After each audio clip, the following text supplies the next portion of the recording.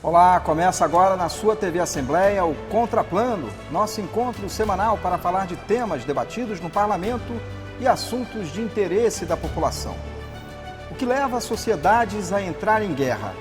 Seriam disputas ideológicas, econômicas, religiosas? No programa de hoje vamos debater os motivos e as consequências de conflitos que colocam em xeque a paz em nosso planeta. O que o passado pode nos ensinar sobre esse momento? Será que o cenário de hoje é parecido com o de outros períodos da história que culminaram em grandes guerras mundiais? E o que essas disputas revelam sobre o atual tabuleiro da geopolítica no mundo? O Contraplano está começando.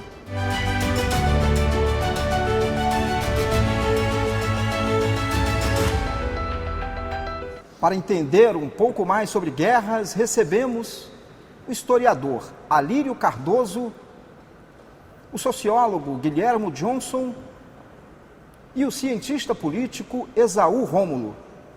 Sejam bem-vindos, muito obrigado por virem. Queria começar com uma pergunta simples, mas que tem uma resposta complexa.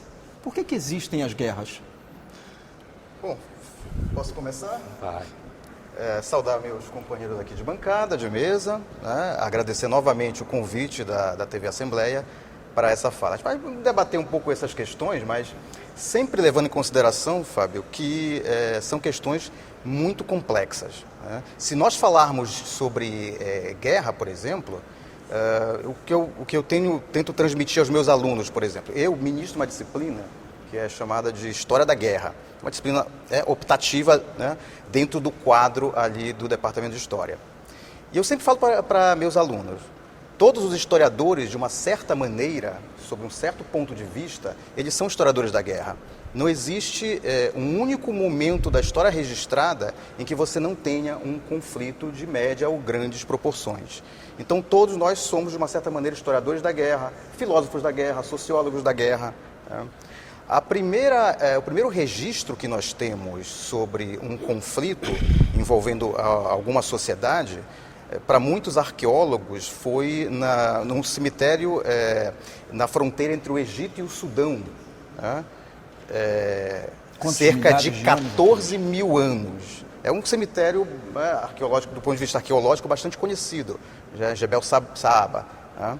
Então, entre 13 e 14 mil anos existem já vestígios de guerra, sobre guerra.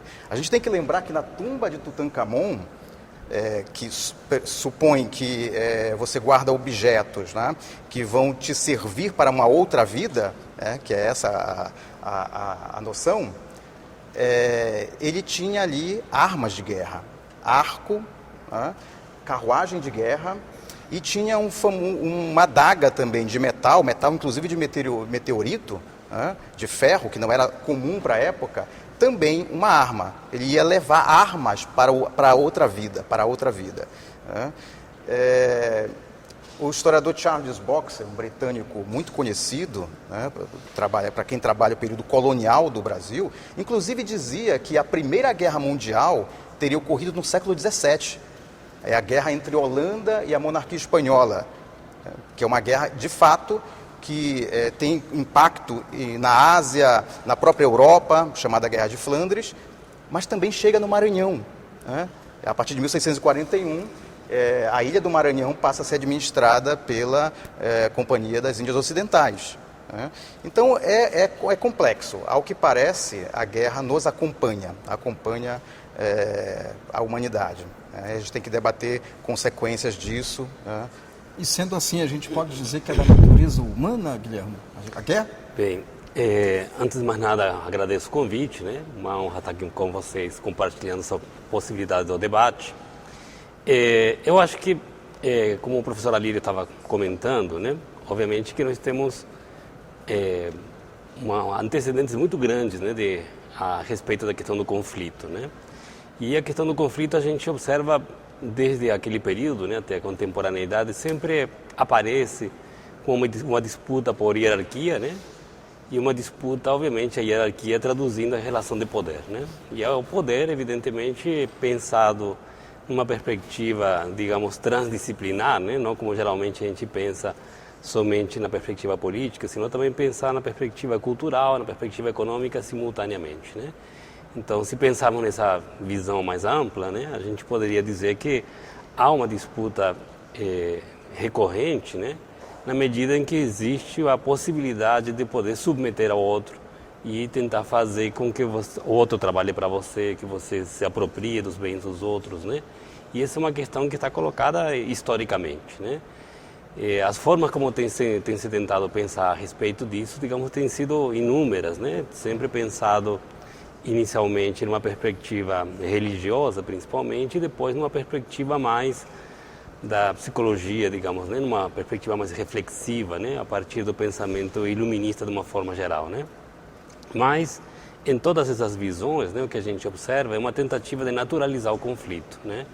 De dizer que o conflito ele é inerente ao ser humano, né? A tendência é muito grande para a gente pensar de que aparentemente o conflito seria inerente ao ser humano, né? O que é inerente ao ser humano é a diferença. O conflito não necessariamente, né? O conflito justamente se traduz na medida em que o outro quer submeter ao outro, à sua vontade, né? E aí as razões para tal, digamos, há inúmeras, né?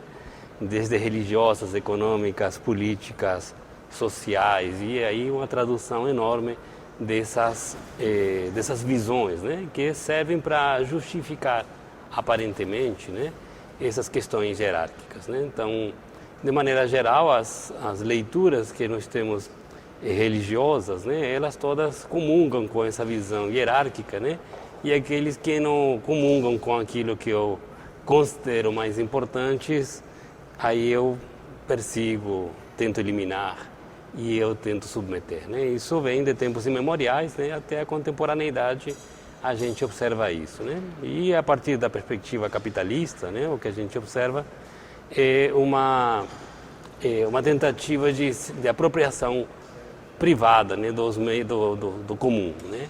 Isso vai desde os cercamentos, né, no século XV, né, na Inglaterra, e de lá para cá a gente vê a questão territorial como uma questão fundamental, justamente também vinculada a isso, né? Então, a questão territorial continua sendo um elemento muito forte a partir do momento em que o território é objeto de valor, né? Antes, quando a perspectiva do uso territorial era comum e não necessariamente alguém tinha que ser dono, se apropriar da terra, essa luta pelo território não estava colocada, né? A partir do momento em que há uma apropriação individual do território, a luta pelo território se instaura no capitalismo, né? Que a gente vivencia isso até agora, né? Se formos trazer, Esaú, para os dois conflitos talvez mais recentes, de maior visibilidade no planeta, né? O atual entre Israel e o movimento do grupo Hamas e Ucrânia e Rússia. Que causas específicas a gente pode apontar para esses dois conflitos? Em primeiro lugar, Fábio, agradecer o convite, saudar os meus colegas aqui. E de fato, é um tema muito espinhoso, é um tema muito complexo, mas eu vou ser mais categórico do que os meus colegas aqui e vou dizer que a gente precisa melhorar um pouco a leitura. Eu já agradeço, de fato, à TV Assembleia por trazer essa oportunidade de a gente discutir com os telespectadores e com a sociedade maranhense um assunto que ele não é simples e a gente não vai encontrar respostas simples para problemas complexos, mas nesse caso específico, eu acho que a gente precisa mudar um tanto o olhar e tratando especificamente do motivo que eu acho que pelo qual nós somos convidados aqui, que é esse último conflito entre Israel e o Hamas, é dizer que não se trata de uma guerra. A cobertura da imprensa brasileira e da imprensa ocidental como um todo trata como se fosse possível ter uma paridade nesse conflito, e é o que a gente não está visualizando. Israel devolveu uma resposta, e aí a ciência política, a soberania dos estados vai discutir se é uma resposta legítima ou ilegítima, mas a grande questão é que numa guerra não deveria morrer crianças e mulheres. E a resposta de Israel é um massacre hoje na faixa de Gaza. Quando a gente vai olhar os últimos 15 dias desse conflito, dessa resposta de Israel, já se morreu mais, ou já se mataram mais crianças e mulheres do que nos últimos 20 anos.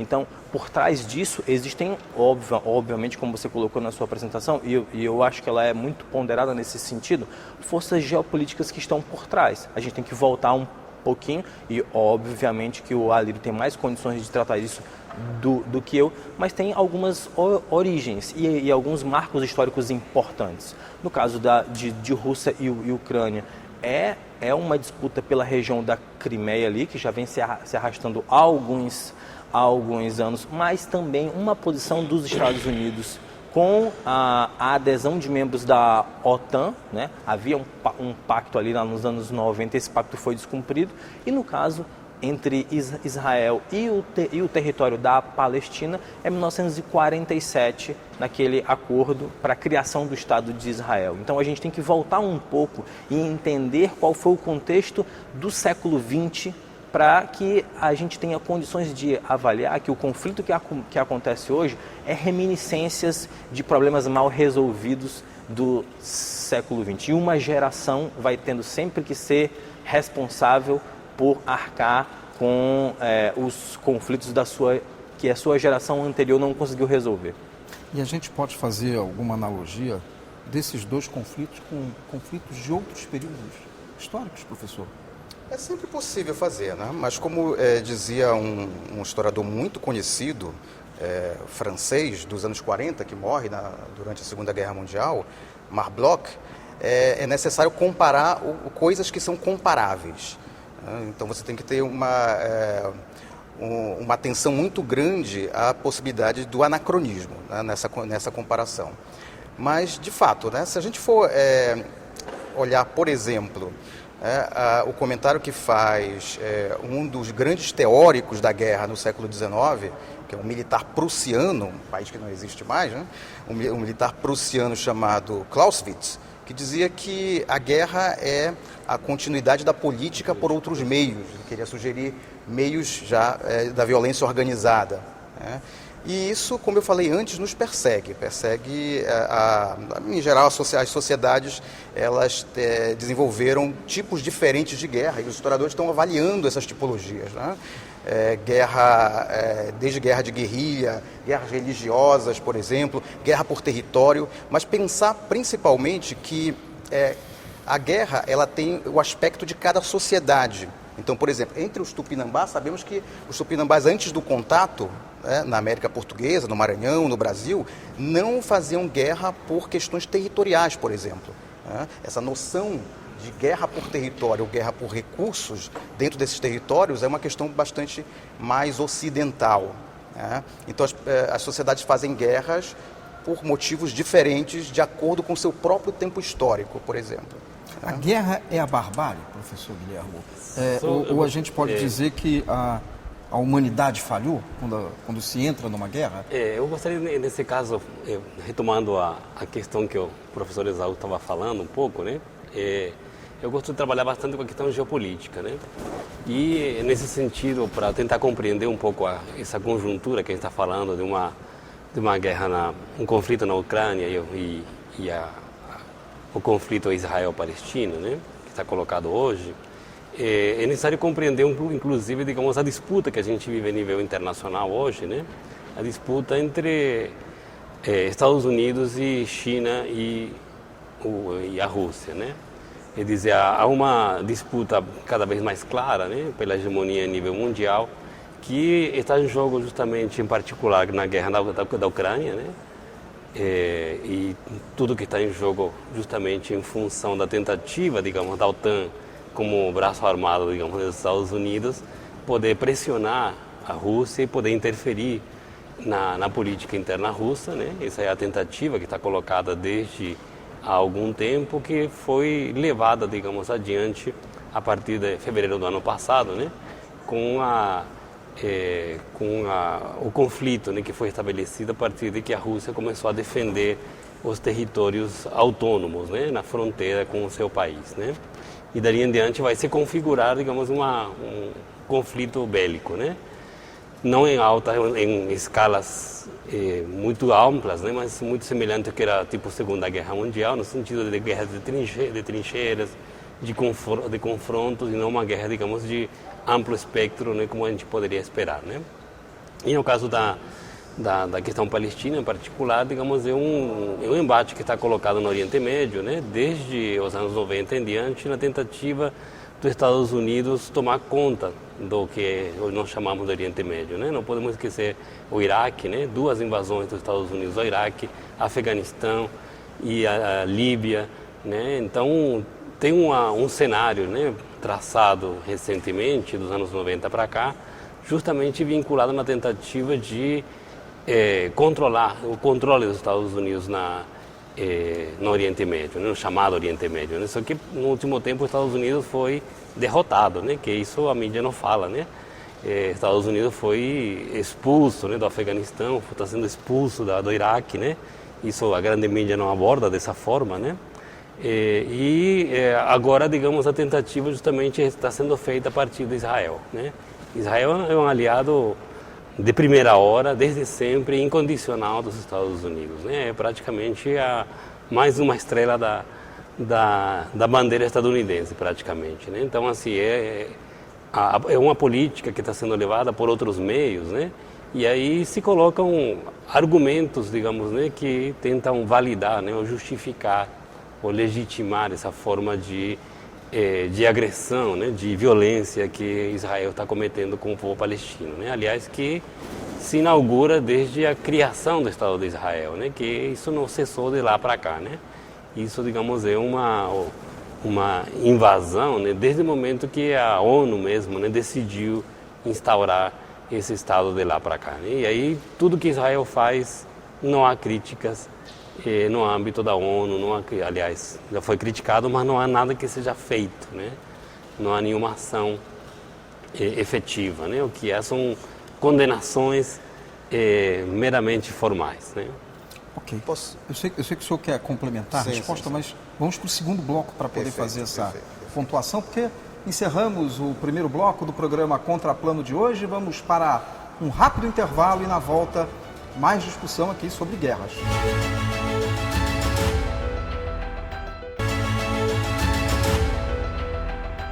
O Contraplano está de volta aqui pela sua TV Assembleia, hoje para refletir sobre os motivos e as consequências de uma guerra.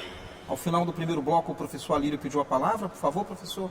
Eu ia comentar exatamente dentro do que o companheiro Guilherme estava comentando, né, também, é que a ideia é que você precisa analisar um contexto mais global e entender as consequências de um mundo multipolar, né? Isso incomoda muito as antigas potências, sobretudo os Estados Unidos, né? E essa vai ser a realidade daqui a alguns anos. As guerras, por exemplo, sobretudo a guerra entre Rússia e Ucrânia, acelerou processos econômicos que estariam na pauta daqui a 60, 70 anos. Por exemplo, a contestação do dólar como moeda de uso internacional para todo tipo de comércio, né, de transação comercial, né? A contestação mais séria sobre isso, pelas análises que historiadores da economia começaram a fazer uns anos atrás, é que esse seria um debate daqui a 60 anos, e o debate foi antecipado, né?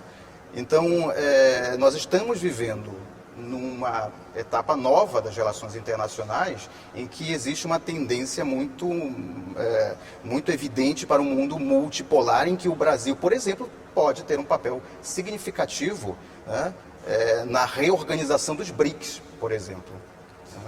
Então... Só um aspecto, quando você fala na questão do dólar, então a questão econômica pode ser uma das principais questões para essa construção desse mundo multipolar? Hoje a questão econômica, a questão estratégica, a questão de domínio de certos recursos, né, parece uma questão fundamental na explicação de qualquer conflito armado na nossa sociedade. O que eu chamo a atenção é que essa percepção sobre o que é a guerra, ela é historicamente construída. Quer dizer que nem sempre a guerra ela tem como causa fundamental a questão econômica, né? Você tem guerras religiosas, você tem guerras étnicas, por exemplo, né? Guerras culturais, né? Mas hoje a questão da possibilidade de um mundo multipolar é também uma das causas fundamentais para a gente pensar os conflitos, né? Os conflitos nos dias de hoje. E nesse tabuleiro, Isaú, quais são os países que despontam, né, dentro daqueles que não estavam necessariamente, ou não estão necessariamente nesse momento como as grandes potências? Quais são aqueles que têm despontado mais? É importante, Fábio, a gente pensar que há uma diferença muito clara na posição de alguns países ocidentais que, como os Estados Unidos e outros países que condenam os ataques e fornecem, né, suprimentos, principalmente militares e apoio econômico. No caso de Gaza e do território palestino, os países árabes têm uma postura diferente, né? Então, a gente tem que pensar que a possibilidade de escalada desse conflito hoje é basicamente uma adesão aí por parte de Turquia, Líbano e também do Irã para tentar frear isso que o Guilherme falou no bloco anterior, e eu concordo muito, que é essa reorganização da geopolítica no século XX pós-Segunda Guerra, que teve os Estados Unidos como principal protagonista. E aí a gente visualizou e ainda visualiza guerras por proxy, né? Como foi Coreia, como foi Vietnã, como foi Iraque, e aí todos os outros exemplos citados aqui. E no caso específico de Israel e da política colonialista que Israel tem adotado nos últimos 50 anos, né? De forma ostensiva na faixa de Gaza, e ela acaba se confundindo. E aí eu volto de novo, porque nós estamos num período de conflito transmitido 24 horas, e aí a gente tem imagens, vídeos, a gente tem teorias da conspiração, e isso acaba que, no caso brasileiro, a gente vai assimilando elementos desse conflito para uma polarização que já existe na nossa sociedade e está presente muito em função do que a gente viu nas nossas eleições do ano passado. Então, assim, existe uma guerra de narrativas. É uma guerra de leituras, é uma guerra de narrativas, e acaba que a gente vai atropelando alguns conceitos importantes. O Hamas é sim um grupo armado que vai lançar mão de estratégias terroristas. Isso é condenável, mas isso é uma resposta a uma situação histórica que os palestinos são vítimas desde ali 1947. O que eu acho que a gente precisa discutir é que a política sionista, né, da formação de um Estado de Israel não deve se confundir com um espírito antissemita ou antissemitista contra o povo judeu. Acho que são coisas completamente diferentes, e de que a solução, ou uma possível solução para esse conflito, comporta sim condenar as ações do Hamas e defender a soberania de um Estado palestino. Eu queria voltar um pouco a essa visitação à história. A gente está diante de um cenário parecido com o das grandes guerras mundiais, com o da Primeira ou da Segunda Guerra, ou não vale falar nesse momento que a gente está na iminência de uma terceira guerra mundial? Esse é um debate bem interessante, porque o que a gente observa é que muita gente está começando a falar de uma terceira guerra mundial, né? Mas também tem outros analistas que falavam de uma segunda guerra fria, né? Que a gente viveu nos anos 90, né? Quando teve a queda do Muro de Berlim, né? A desagregação da União Soviética, se falava justamente, obviamente, do fim da Guerra Fria, do fim da história, né? Aquela coisa toda, né? E uma hegemonia em conteste praticamente dos Estados Unidos, né? Dali em diante, digamos, não haveria mais nenhuma alternativa que não seja a tal da democracia liberal nos moldes defendidos pelos Estados Unidos e a economia de mercado nos moldes também levada adiante pelos Estados Unidos, né? Isso vai mudando, né, rapidamente até o final do século passado e a partir desse século, digamos, isso fica muito claro justamente de que esse modelo não dá certo, né? Não tem fim da história, o que tem uma continuidade muito grande de conflitos e o que não há é, nesse momento, uma alternativa muito clara, como um horizonte alternativo como tinha naquele momento, né? Mas o que observa, por que se fala numa Segunda Guerra Fria, possivelmente, né? Porque há muita luta dos povos para tentar se independizar, tentar construir um projeto alternativo, né? Ainda que possa ser incipiente, temporário, ou alguma outra questão que a gente possa colocar, mas não há, digamos, ainda um projeto abrangente, alternativo a tudo isso. Mas o que há é muita resistência, porque aqui na América Latina mesmo nós tivemos um monte de governos, né, que tentaram construir caminhos minimamente alternativos, né, ao neoliberalismo, né, como a própria Bolívia, né, a própria Venezuela do seu jeito, né, não é defendendo, mas na tentativa de justamente dizer que esses países tentaram construir um outro caminho, né, absolutamente diferente. E o próprio Brasil, na Argentina, em algum momento, né, todos os países, digamos, em algum momento tentaram construir caminhos alternativos, né? Mas, obviamente, que quem está exercendo o poder hegemônico não deixa que isso aconteça, porque precisa, né, colocar as suas regras acima das regras dos outros, né? Então, o que a gente está vivendo justamente hoje é um embate significativo, né? E, obviamente, a América Latina, nós, né, como pátio traseiro, né, depois da doutrina Monroe, né, que estamos fazendo 2 séculos, né, da doutrina Monroe, como pátio traseiro, digamos, na verdade, nós estamos sendo disputados diuturnamente, né, pelos Estados Unidos, né, porque nós somos, na verdade, o último esteio da dominação estadunidense na hegemonia internacional. Então, assim, nós estamos no olho do furacão justamente nessa situação, né?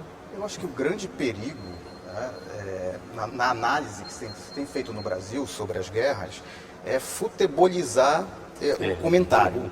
Né? Ou seja, construir uma narrativa a partir do qual você tem um mocinho e um bandido. Né? No caso, por exemplo, da guerra ali na Ucrânia e Rússia, né? Que tem o apoio ostensivo ali de países europeus, né? Dos Estados Unidos, da OTAN e tal, né? Você está ali num cenário que me preocupa, é bastante perigoso, né? Mas é um cenário em que você tem 2 potências, no final das contas, que são potências imperialistas, em choque, né? Que estão incomodados, bastante, estou falando de Rússia e Estados Unidos, com a possibilidade de um mundo multipolar novamente. Mesmo que a Rússia faça parte dos BRICS, por exemplo. Mas a ascensão de países como o Brasil mesmo, países como a China, evidente, é uma força, uma força nova num cenário estratégico mundial. Então, o grande perigo é essa futebolização dos comentários que você tem no Brasil. E isso a gente precisa ultrapassar e fazer uma análise um pouco mais coerente, né, sobre essas questões. Uma terceira guerra mundial, Fábio, né, eu acho que não está no cenário agora. Né? Nós estamos vivendo um período perigoso, mas não está no cenário agora. Existe um conceito que foi cunhado ali nos anos 60, que é da destruição mútua assegurada. É um conceito muito conhecido entre militares, né, nos Estados Unidos, né, pela sigla MAD, que significa também louco. Né? O que significa isso? As potências nucleares não podem dar o primeiro tiro, porque o primeiro tiro significa destruição mútua assegurada. Então, o perigo aí, e Putin já deixou isso claro, é uma participação direta da OTAN para além da fronteira ucraniana. Isso preocupa, de fato. Mas eu acho que existe aí, por conta dessa doutrina, né, da destruição mútua assegurada, vai existir um período de renegociação dessa guerra. E eu acho que o cenário das eleições norte-americanas, né, vem com força para alterar esse cenário. Porque o Trump já afirmou várias vezes que essa guerra é um erro de Biden, e que a primeira coisa que ele vai fazer, se ganhar a eleição, é acabar a guerra, porque ele quer recursos, né, que sejam reinvestidos nos Estados Unidos. É uma retórica do Trump, né, contra o Biden, mas o fato é que essa guerra tem perdido apoio no parlamento dos Estados Unidos. Então, o período eleitoral certamente vai alterar os rumos dessa guerra, né? Você concorda, Esaú, também? Eu acho que a leitura que, em alguns pontos que a gente concorda e que está construindo aqui um entendimento, é que há sim uma hegemonia norte-americana aí, pós Segunda Guerra, que foi se consolidando ali no final do século XX, e que isso entra em disputa quando outras potências, né, começam a reivindicar algum protagonismo no cenário internacional. Esses interesses, eles vão entrar em choque, e eu concordo com o que o professor Alírio traz, de que a cobertura e a análise desses conflitos, ela não pode ser maniqueísta, ela não pode tratar de atores políticos do ponto de vista de vilões ou de mocinhos. As nações soberanas buscam os seus interesses, os seus interesses econômicos, os seus interesses ideológicos e os seus interesses religiosos. E aquela pergunta que foi feita lá no primeiro bloco é: a guerra, ela só acontece quando a diplomacia falhou. Então, a violência física, né, a força bruta, ela se impõe a partir do momento em que todos os outros instrumentos de diálogo eles foram insuficientes para tentar chegar a alguma resolução pacífica. Perfeito. A gente vai para mais um intervalo e na volta o último bloco do programa Contraplano de hoje.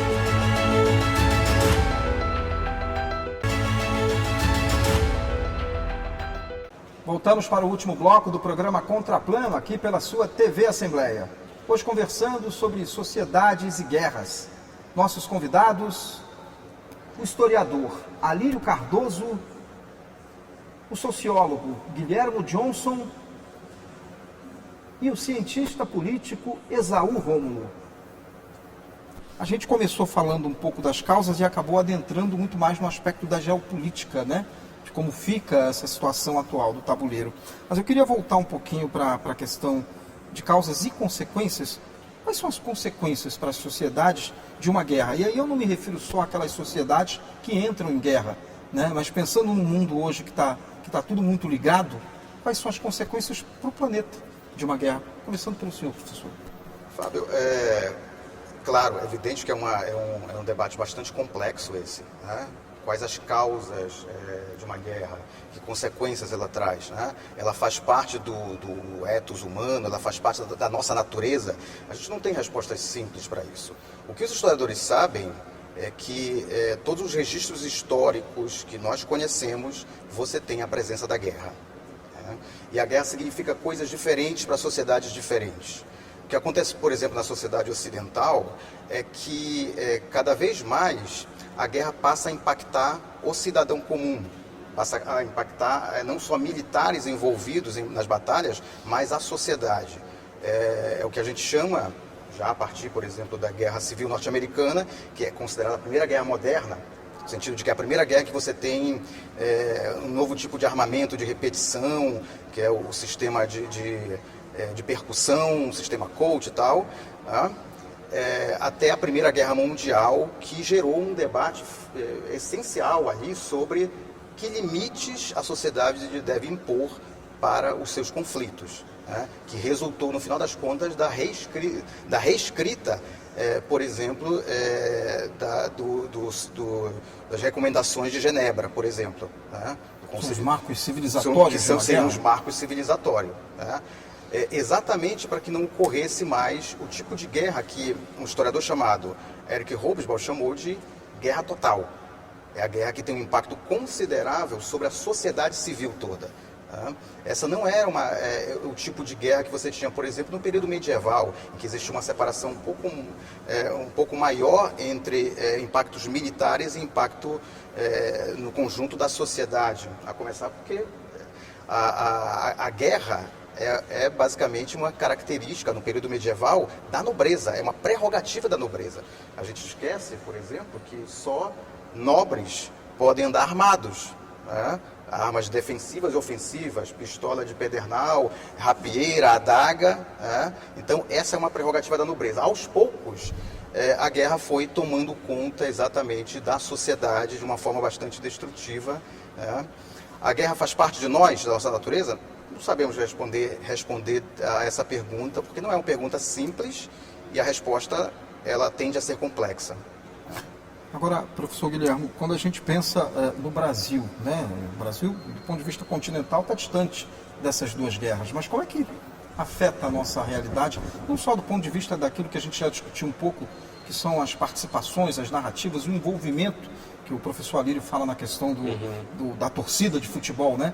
Mas como, de uma maneira prática, isso pode, de alguma forma, afetar ou não o nosso país? É que a partir do momento que a gente tem, com a chamada modernidade ocidental, né, o envolvimento praticamente do globo, do planeta inteiro, né, a partir de um sistema coordenado pelo capitalismo, principalmente, né, a colonização especificamente, né, a colonização ela vai tomando conta a partir da Europa, né, vai se iniciando nas Américas com a conquista, né, a África, depois a Ásia, a Oceania, e praticamente vai tomando conta do globo inteiro, né? E os países europeus vão construindo sistemas coloniais abrangentes, né, que vão tomando conta de espaços enormes, né, territórios enormes.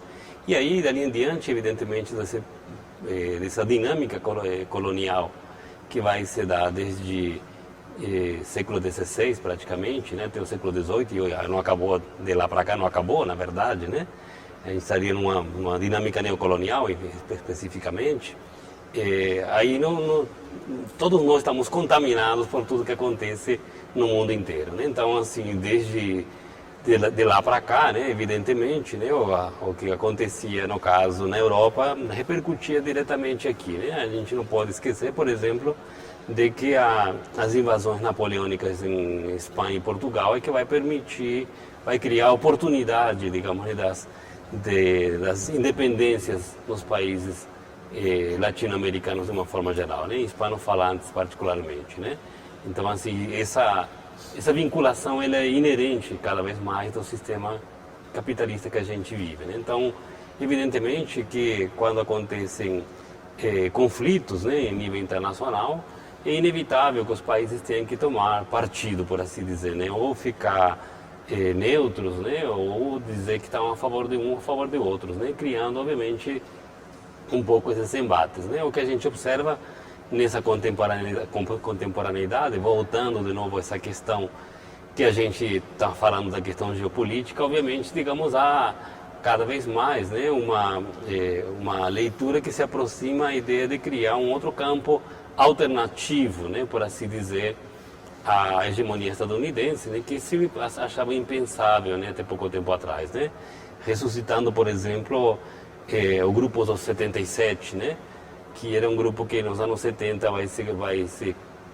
constituir, né, com os grupos não alinhados, né, no âmbito da ONU, e vai ter uma reunião recentemente em Cuba de novo, né, com o convite à China e tudo mais, né? Então, assim, nós estamos tendo de novo, digamos, um reagrupamento bastante significativo a nível internacional de visões de sociedade, inclusive, né? Então, há um realinhamento, né, muito grande em tudo isso, e obviamente que todos estamos sendo cobrados porque é uma disputa, na verdade, com relação ao projeto de sociedade que está em curso, né? Se a gente vai ficar pautado, né, ou continuar a ser pautado pelo projeto, claro, digamos, né, do Ocidente, né, como tem sido até agora, né, o atlanticista, né, como a gente poderia dizer, ou um projeto que não seja esse que está sendo colocado, né, que é o que se desenha em função dessa questão da multipolaridade, né, e tudo mais, né.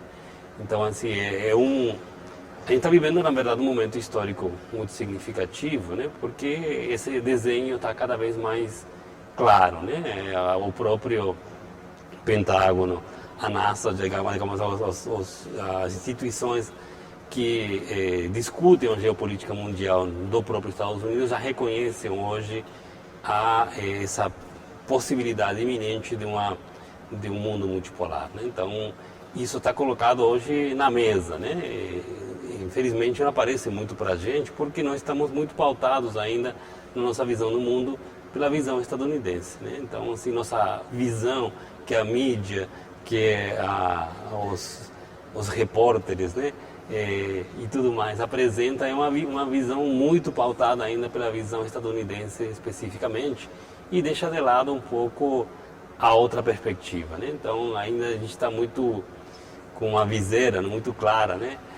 A respeito de uma visão construída, né, pela hegemonia estadunidense, e não consegue ver o outro lado, né? Mas o outro lado existe, está cada vez mais forte, e questionando um pouco, digamos, né, nossa formação eurocêntrica, né? Lembrando que a China foi o centro do sistema mundial antes da Europa, né? E a Europa é muito recente, né? Tem 300 anos somente, né? Então, assim, só que a nossa visão do mundo é uma visão construída de forma eurocêntrica, né? Então a gente acha que tudo foi feito pela Europa, os europeus são o centro do universo, né? Essa visão universalizante europeia, ela tem 300 anos. Antes disso, a hegemonia dos países asiáticos era muito grande também, né? Então, assim, a gente possivelmente vai redescobrir o outro mundo, né? A partir do momento em que a gente consiga ter um pouco mais de autonomia a respeito dessas leituras, né? Infelizmente, nossa leitura ainda está sendo muito conduzida, né, numa perspectiva colonializada, né? Agora, Zé, você falou na falha da diplomacia, né? O papel da ONU, da Organização das Nações Unidas, não seria de fazer uma articulação desses países, de ser um protagonista num momento como esse? Onde é que isso não acontece e por que isso não acontece? Então, essa pergunta é interessante, e eu já queria resgatar um pouco de que o Itamaraty brasileiro, né, tem uma tradição diplomática muito respeitada entre os países do Ocidente. E essa resolução que o Brasil colocou para ser votada recentemente, de um cessar-fogo, e foi aprovada pela grande maioria dos países. Tivemos 2 abstenções só, e o veto pelos Estados Unidos já deixa claro, né, quais são os países que estão interessados no fim do conflito, e aquele país que é um polo que está ali vetando qualquer alternativa à paz. Eu acho que o Brasil tem, dentro dos limites diplomáticos, um protagonismo importante dentro desses países que estão fora desse eixo, né, hegemônico, e que, em se tratando de Organização das Nações Unidas, do ponto de vista prático, para quem está assistindo a gente, não tem nenhuma sanção imediata. Você só pode constranger, né, fazer um constrangimento institucional a esses países, porque enquanto a gente tiver um lado muito interessado, e aí há um interesse econômico também, né? A gente já viveu o suficiente de século XX, um pouquinho de século XXI, para entender que a indústria da guerra, ela é muito lucrativa. Então, esse investimento tecnológico em mais armas, em mais estratégias, em mais drones, em mais, enfim, uma infinidade de maquinário bélico, isso faz parte de uma indústria econômica que movimenta bilhões, né? Então, do ponto de vista diplomático, o Brasil tem um papel, só que essa influência, ela é limitada pelo próprio direito internacional, né? Que não permite, a não ser pela própria guerra, essa interferência nos atos ou nas decisões políticas de um Estado ou de outro. É possível dizer que, eu já fiz essa pergunta também no primeiro bloco, a humanidade falhou quando a gente entra em guerra? É complicado, né? De certa forma, a guerra, como chamava a atenção o militar Clausewitz no século XIX, quando ocorre a guerra é porque as outras questões do ponto de vista diplomático, político, falharam. A guerra para Clausewitz, por exemplo, né? A guerra seria um prolongamento, é uma segunda etapa dessa negociação por meios violentos, né? Quando um conflito ocorre, é uma falha, né? De qualquer forma é uma falha nossa. Mas eu fico com um militar chinês, que escreveu 500 anos antes de Cristo, um dos tratados mais famosos, né, da arte da guerra, Sun Tzu, que dizia: o objetivo final da guerra é a paz, nós temos que buscar a paz. Todos buscam o bem, né, na verdade? Todos buscam algum tipo de domínio, algum tipo de lucro, né? Os companheiros estavam falando sobre a indústria armamentista, né? Os Estados Unidos, o Pentágono costuma chamar isso de cortar a grama, né? Aquela coisa, a grama está alta, corta a grama, né? Os Estados Unidos precisam se envolver constantemente em conflitos. Exatamente porque a máquina de guerra não pode parar, a máquina, do ponto de vista da economia de guerra, não pode parar. É o que eles chamam de cortar a grama. Mas eu vejo perspectivas muito boas diplomáticas, eu vejo outros elementos aí desse cenário geopolítico e outros protagonistas. O Brasil tem sido um protagonista já há muito tempo nesse cenário, dentro do BRICS, mas também conversando com o Ocidente. Lula foi muito criticado por não ter chamado o Hamas de grupo terrorista. A gente tem que lembrar que a ONU não considera o Hamas grupo terrorista.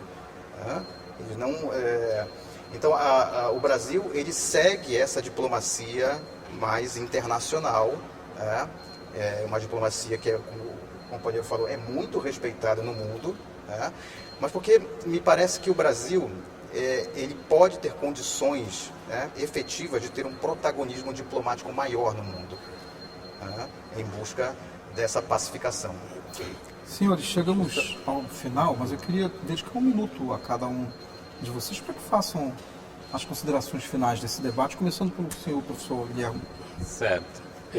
Justamente eu acho que essa questão que a gente está discutindo em função de um conflito que nesse momento está acontecendo, né, na qual muitas pessoas estão sendo assassinadas, né, e há uma disputa pelo poder muito grande, né, digamos, o que está em jogo quando a gente pensa essa questão, como você estava falando, de se a gente vai conceber, né, a guerra como um sinônimo de barbárie, né, a gente sem dúvida pode pensar que na medida em que não há perspectivas de conciliação, de um futuro comum, como diria, né, evidentemente nós poderíamos dizer que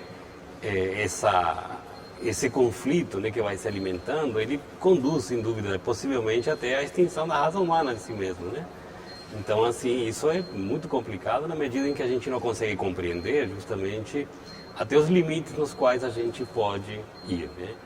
Então, assim, esse anseio muitas vezes de dominação, de subalternização, tem sido levado a um extremo praticamente que confere ao outro, né, a possibilidade de uma desumanização praticamente ilimitada, né? Então, assim, na medida em que a gente não consiga enxergar o outro como igual e somente um meio para poder atingir seu domínio, né, na medida em que a gente não mude, né, essa visão de sociedade, de mundo, evidentemente, obviamente, vamos ter, digamos, claramente guerras o tempo todo, né? Lembrando, por exemplo, recentemente, né, o ministro da Defesa israelense, né, chamou os palestinos de animais, né? Então, assim, e aqui também nós tivemos exemplos muito claros, né, de falar os quilombolas com arrobas, né, e coisas do gênero, né? Então, assim, nós temos exemplos muito claros, né, a respeito dessa tentativa, digamos, de desumanização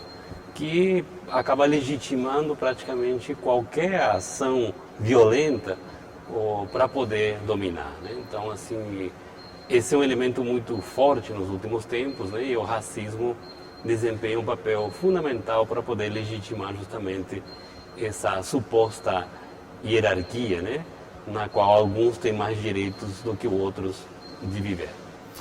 Esaú, por favor.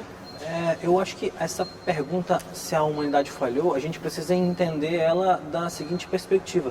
As crianças palestinas são humanas? As mulheres palestinas são humanas? Se eles são, eles estão sendo bombardeados e mortos todos os dias, a humanidade falhou.